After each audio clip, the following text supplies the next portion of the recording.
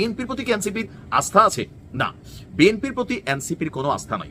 কথাবার্তা, চাল চলন, বিভিন্ন বক্তব্য আপনি যদি প্রতিনিয়ত শোনেন তাহলে বুঝতেই পারবেন যে রাজনৈতিক দল হিসাবে জুলাই সনদকে বাস্তবায়ন করবে, সেখানে কানেক্টেড হওয়া প্রত্যেকটা জিনিস একটা রাজনৈতিক দল পুঙ্খানুপুঙ্খভাবে মাইনা চলবে, এটার উপর আস্থা কিন্তু এনসিপি রাখতে পারতেছে না।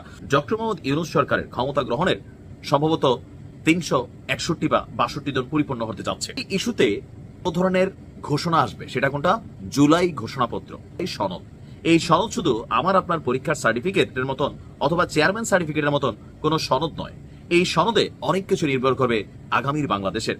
তবে এই সনদের মধ্যে বেশ কিছু গুরুত্বপূর্ণ ইস্যু আছে যেগুলো কানেক্ট হতে যাচ্ছে।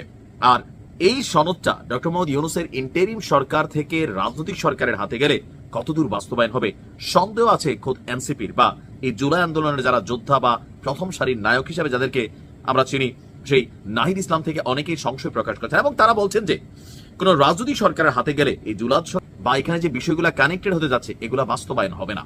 সুতরাং এই অন্তর্বর্তী সরকারের উচিত তারা ক্ষমতায় থাকতে থাকতে এগুলাকে বাস্তবায়ন করতে হবে, কিন্তু এটা কি সঠিক কোনো প্রসেস? না। এখন নাহিদ ইসলামদের এই স্বপ্নে পানি ঢেলে দিয়েছে বিএনপি।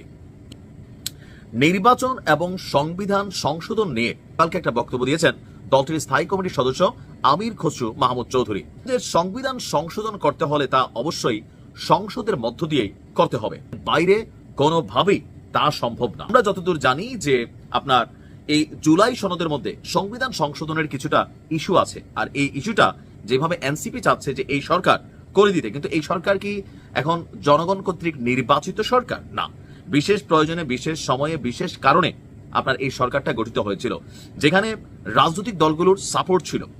সেই রাজনৈতিক দলগুলোর সাথে এখন এই সরকারের সম্পর্কের জায়গাটা তলানিতে চলে আসছে।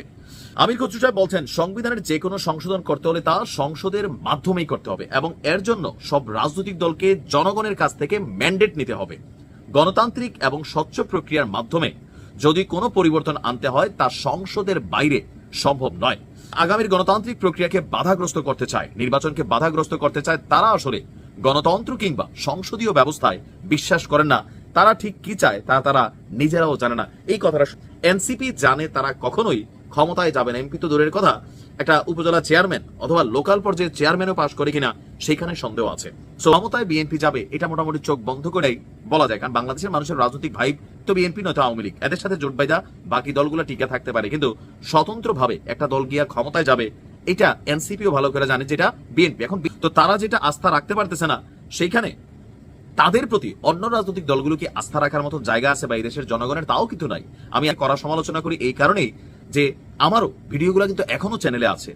5ই আগস্ট পরবর্তী সময়ে এনসিপিকে আমরা যথেষ্ট সাপোর্ট করছি, তখন রাজনৈতিক দল হয় নাই, কিন্তু যখন এই মুহূর্তে এসা এই দলগুলো সর্বোচ্চ পর্যায় থেকে একদম রুট লেভেলে দুর্নীতি, চাঁদাবাজি, বিভিন্ন জিনিসের হাতে জনগণের কাছে এনসিপির যে মূল্যায়ন ছিল সেটা কমে গেছে।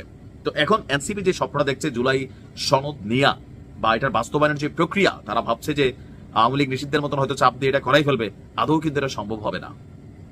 দিন শেষে নির্বাচনের মাধ্যমে সবকিছু হবে, সময় বলে দেবে। ভালো থাকুন।